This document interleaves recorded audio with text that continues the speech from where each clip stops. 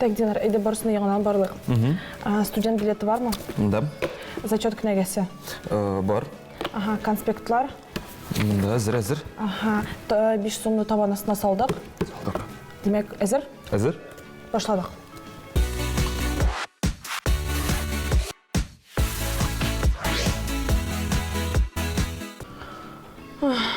Динар, бұл бек официаль болып шықмады ма ол? Болды шоу Лизия. Студентлар ондай жетті түгіл битінде. Бізді актив ешлер бит. Еш, ол міне студентлар күні болғашын біздің топшырымызда шындай студентлар чабыларға дейіштіріп дейіне ме? Әйде, тезгіне бүтінше кенеп келі кәлі. Әйде. Сәлем, достар! Сәлем! Эфирда сіз күтіп алған ешлер тоқталышы. Бүгін сіздің білен мен Илзия һәм Динар болашақмыз. 25 минут ішінде сіздің кайфыңызны көтеруге біз әзір.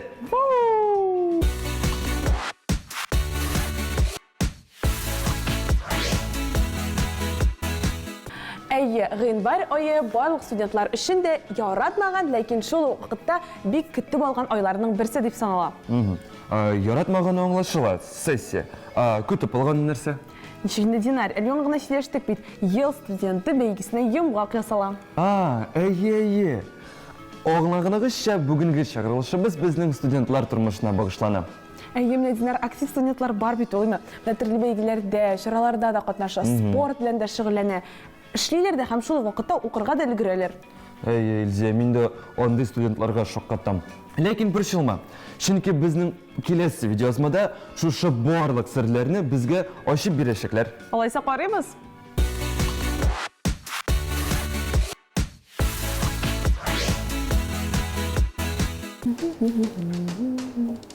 Қалай жина екен бұл Гүлназ деп ойлап қойғансызdır.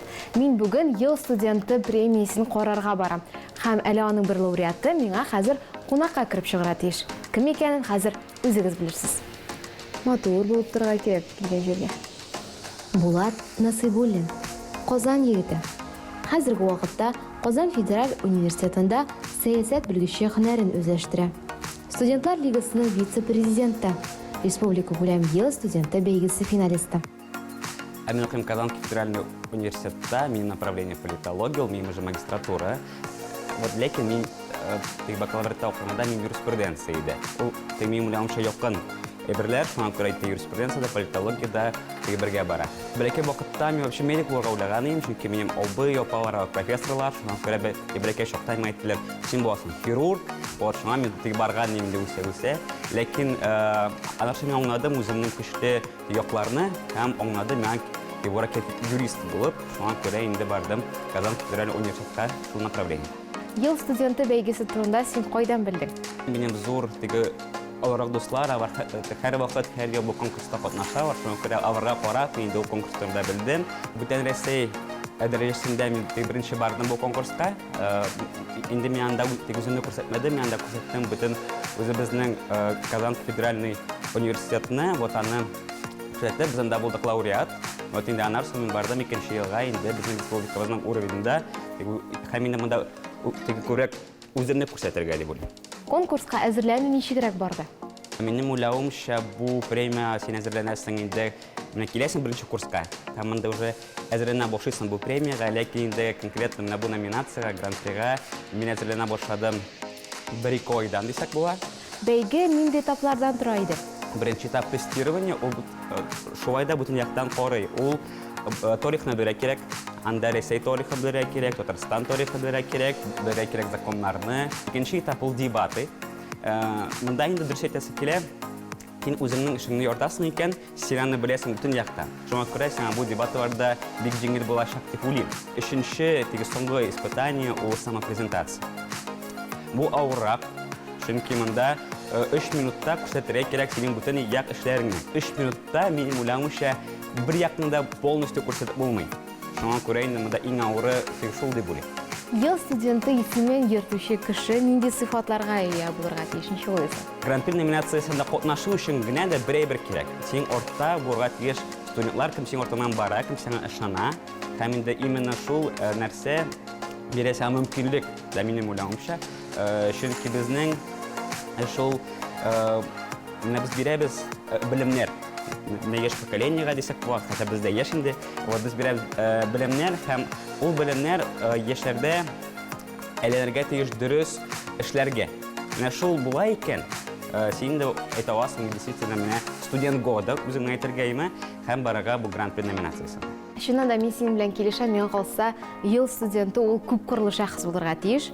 Һәм хәзер шушы күп кырлы шәхесләрне мин сиңа күрсәтәчәкмен башка елда җиңгәннәрне. Ә сиңа белергә кирәк булачак кем бу һәм ничәнче елда җиңү яулаган икән. Ярар иде. Әйдә эшләп карыйк әле. Менә шулай итеп синең өчен так беренче фотография менә бу. Экзамен булыр дип уйламаган. Әйе.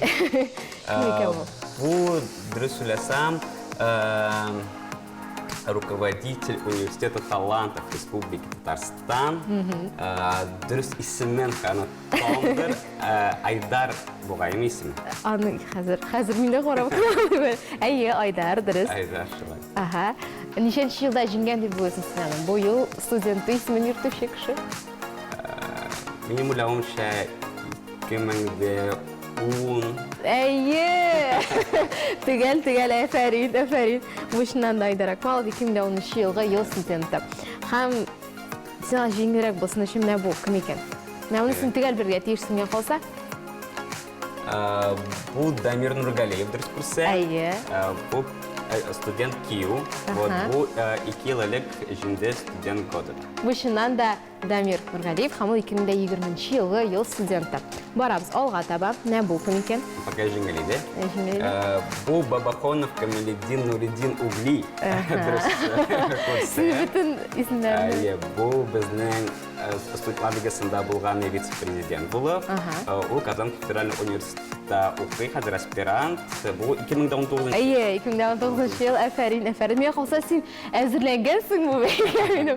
Чөнки син арасында шундый күп беләсең. Менә хәзер авырракны бирәчәкмен синең өчен. Менә бу безнең кем икән? Мин көтәм беренче победителем. Исемен әлбәттә бу Тимур Җадәев. Әйе. Беренче студент года. Ул 2005 елга Тиборлыкка килде бу премия. Һәм инде беренче тапкыр Тимур Җадәев җиңде аны. Әфәрин. Шуннан да бөтен җиңүчеләрне бик әйбәт беләсең икәнсең. Һәм миңа калса, менә күп җиңүчеләр арасында булгач, алар да сиңа зур уңыш китерәчәкләр. Ә җиңүченең исемен без берничә мизгелдән беләчәкбез. Әйдәгез әле тизрәк тапшыруны алга таба карыйк.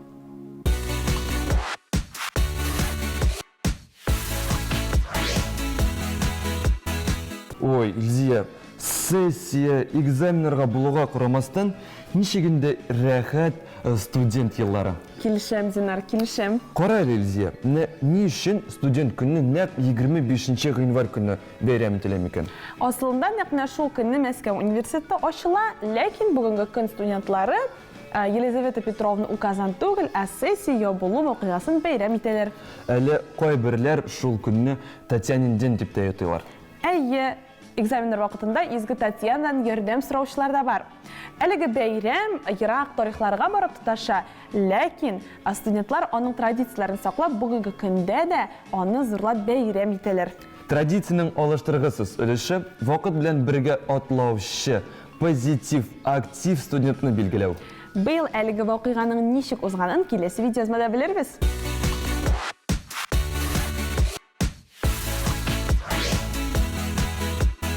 Гыйнвар айы һәр студент өчен иң яратмаган, ләкин шул вакытта иң көтеп алган айларның берсе. Яратмаганы аңлашыла, сессия, ә инде иң көтеп алганы ул әлбәттә ел студенты бәйгесе. Һәм бүген без әлеге исемгә кем лаек булганын беләчәкбез. Якты җиңүләр, яңа танышулар, акылга сыймаслык мөмкинлекләр һәм кабатланмаслык мизгелләр. Әйе, бу сүзләр барысы да студент тормышы турында. Елдан-ел Россия студентлары көнендә төрле дәүләт структуралары һәм министрлыклары бергә традиция буларак Татарстан Республикасы ел студенты премиясын оештыра.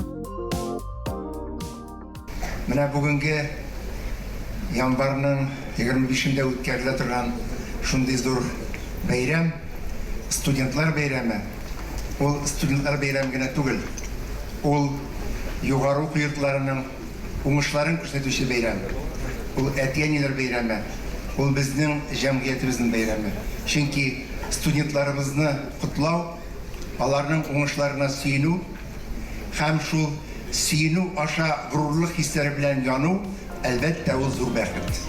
Быйыл премия 18-нче тапкыр үткәрелде. Бәйгедә республиканың иң сәләтле яшьләре 19 юнәлеш буенча көч сынашты. Катнашучылар арасында иң популяр номинациялар Ел интеллекты, Ел җәмгыятьчесе һәм Ел студенты.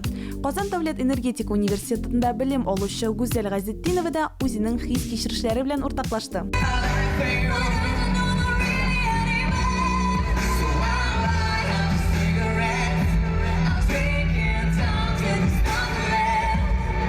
Biraz сөйләп китәлек. Гомумән ничек син катнашырга булдың әлеге бәйгедә һәм нинди гомумән этаплар үттең, менә нинди авырлыклар кичердең дип әйтим, сөйләп китәле biraz. Мин инде 4 ел буе активист үземнең университетта төрле республика проектлары алып барам, координаторы булып торам. Шулай ук үземнең проектларым да бар. Һәм инде быел миңа университетында тәкъдим иттеләр. Катнашып кара әле, синең бит грамоталарың, уңышларың кирәк күп дип. Шуңа күрә мин катнашырга булдым. Башта без портфолио тутырып җибәрдек. Портфолиоларны безнең тикшерделәр. Һәм инде портфолиолардан сөйләп алдылар 11 кешене килеп катнашу өчен инде. Анда безнең дебаты булды. Дебатыда катнаштык, көч сынаштык. Аннан соң самопрезентация булды. Безне жюри әгъзалары бәяләделәр, безгә сораулар бирделәр, карадылар. Һәм соңыннан соң инде безгә хәбәр иттеләр 3 кешенең кем үтә. Бүген инде 3 кеше лауреат һәм шуларның берсе җиңүче булачак. Җиңүченең исемен без сәхнәдә генә беләчәкбез. Үзеңне, менә мин бүген җиңүче булам дигән хис-тойгыларың бармы шундый? Шундый рәсемне әйткәндә, минем шушы көннән удовольствие аласым килә, рәхәтен күрәсем килә. Чөнки студент тормышы ул тормышта бер генә тапкыр була. Шуңа күрә шушы һәрбер минутын сизеп, тоеп, минем монда булуым белән бәхетле, һәм монда булу минем өчен зур дәрәҗә. Шуңа күрә җиңсәм дә, җиңмәсәм дә, мин бик бәхетле. Большой повод для моего участия это было именно то, что хочу представить свою страну. Хочу представить из Гватемалы. Это Центральная Америка. Да. И также я понял, что действительно это стоит, так как иностранные студенты есть в России, да, нас, скажем так, много, но при этом есть люди, которые выделяются больше. Нас тогда на заочном этапе было где-то 12 человек, мы потом на финале уже только 4 человека прошло. Да. Вот ты сегодня стоишь в финале, да? Вот какие у тебя вообще ощущения? Есть ли такое ощущение, что да, я выиграю? Ну, есть сомнения, конечно, если честно, но, естественно, есть уверенность, да, мотивация, уверенность в того, что, скорее всего, я стану победителем. Иностранный студент года, Казанский Приволжский федеральный университет, Макирао Кристофер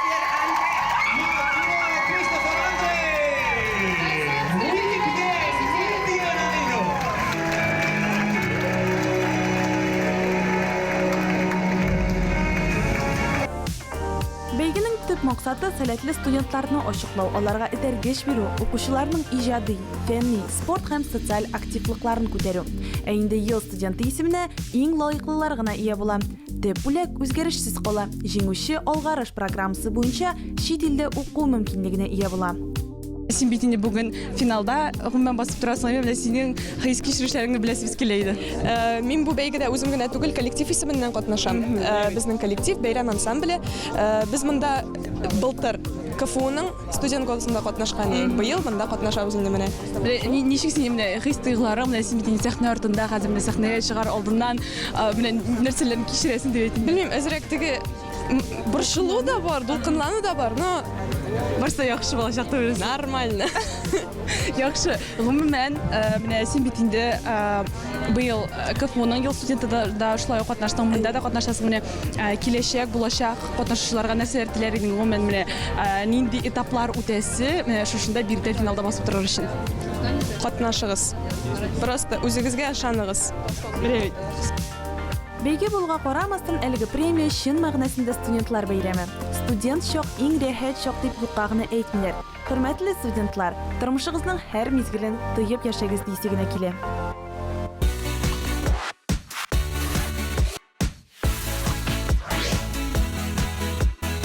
Менә Динар, студент еллары кызыклы еллар дип әйттек, сессия башланыр вакыты җитмәсә, әйме? Менә без синең белән шулай икебез дә студентлар, безнең тамашачыларыбыз арасында да алар шактый күптер әле баксаң. Менә синең сессияне яхшы бирү фишкалары, ысуллары бардыр бит. Әйе, бар инде бір-екі фишка. Әйдә менә бер-беребез белән бөлешик әле, безнең телевизор караучыларга да кызыклы булыр дип уйлыйм. Әйдә.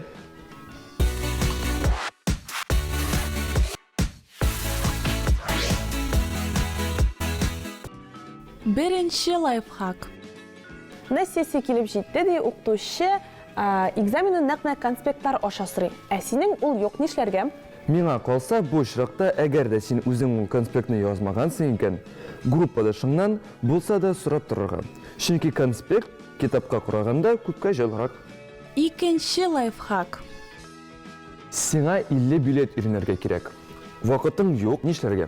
Әгәр дә син җитешмисең икән, 50 билетның яртысын булса да өйрәнергә кирәктер. Кем белә, бәлки сиңа нәкъ менә син өйрәнгән билетың туры килер. Өченче лайфхак. Әгәр дә син беренче курс студенты икән һәм экзаменны ничек үтәсен белмичә куркып утырасың икән, Өлкән курс студентлары сиңа ярдәмгә килергә әзер. Нәкъ алардан син укытучыңның ничек экзамен яисә зачет алганын сорый аласың. Дүртенче лайфхак. Экзамен алдыннан йокыңны тудырырга онытма. Бу бик мөһим. Бишенче лайфхак. Иртән тәмле шоколад белән чәй эчеп куй. Нәкъ алар баш миен яхшырак эшләтә диләр.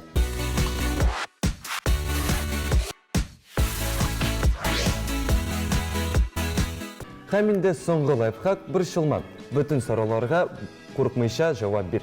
Чөнки уйлап кына кара, дөньяда күпме студент бар, һәм аларның барысы да сессияны яхшы тәмамлый. Уңышлар! Инде әлеге күп мәгълүматтан соң бераз ял итеп алыр өчен киләсе видеоязманы карап үтергә чакырабыз.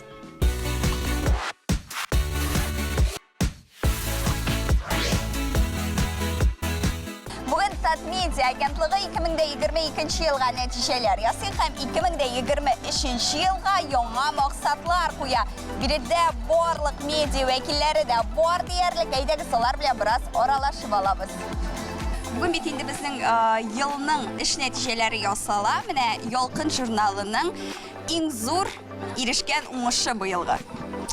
Әйе, біз инде ел дәвамында бик каты эшләдек, мактанып әйтсәм дә була.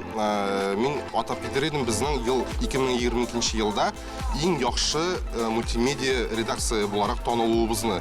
Уңышыбыз дигәндә, шуны әйтердем, без ачылдык, радио үз авазын салды һәм бүгенге көндә дә эшләп килә. Бу безнең иң зур казанышыбыздыр дип уйлыйм. Безнең күп уңышлар булды, уңышлы ел булды, Аллаһка шөкер.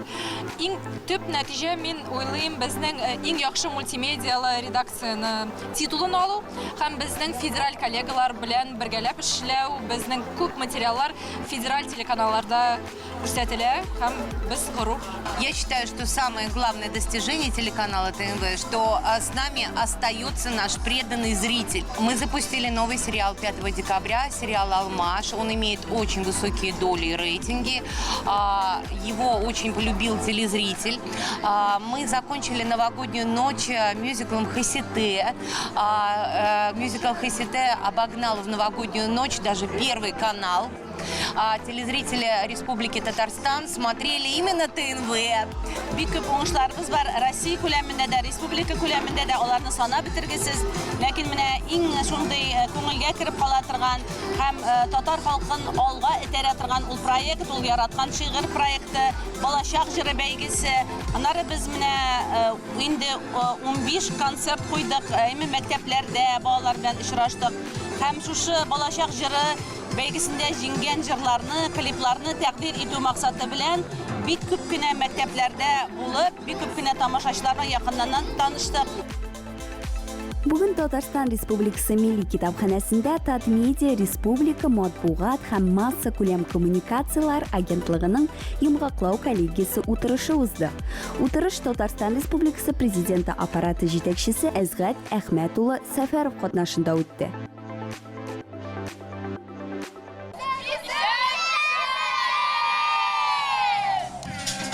Милли китапханәнең фойе өлешендә Шаян ТВ каналы да кунаклар өчен үзенең презентациясын тәкъдим итте. Каналның танылган алып баручылары интерактив форматта кунакларга Шаян ТВның эшчәнлеге һәм казанышлары турында сөйләде. Заманча флешмоб бүләк итте. Bugün bitinde birde bütün medya vekilleri öz işin görsətə. Mənə bunda konkurentlik şul kadar zor. Ni için Şoyan TV kanalın qararğa kirek? Şoyan TV tatar tilin bir katı üstüre, balalar bik tırışalar, anda bik köp türlü proyektlar. Bu yılda balalar için Elifba, tatar Elifbası, bik köp proyektlar, bik kızık.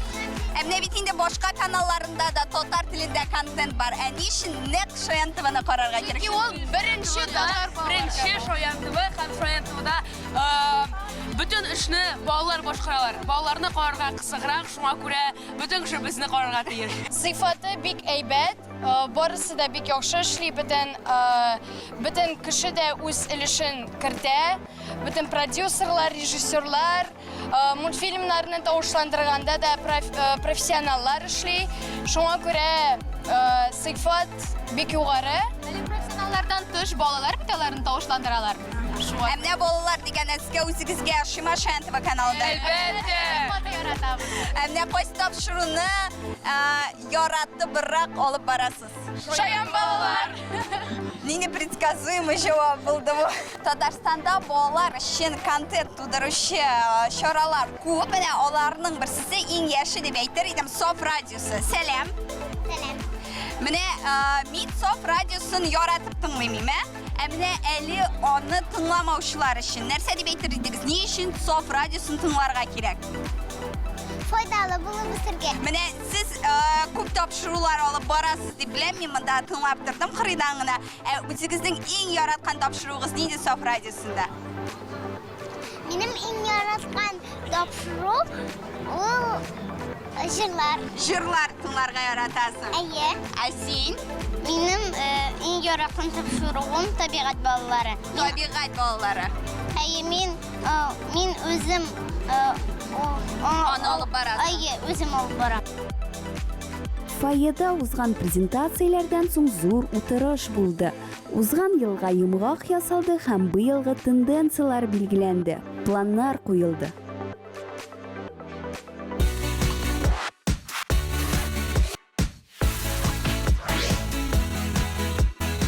Ул соңга калмый. Бары тик мөһим эшләр белән мәшгуль булып, вакытында килергә өлгерми. Ул онытмый, бары тик башында артык информацияны сакламый. Ул тик ятмый, бары тик көз җыя.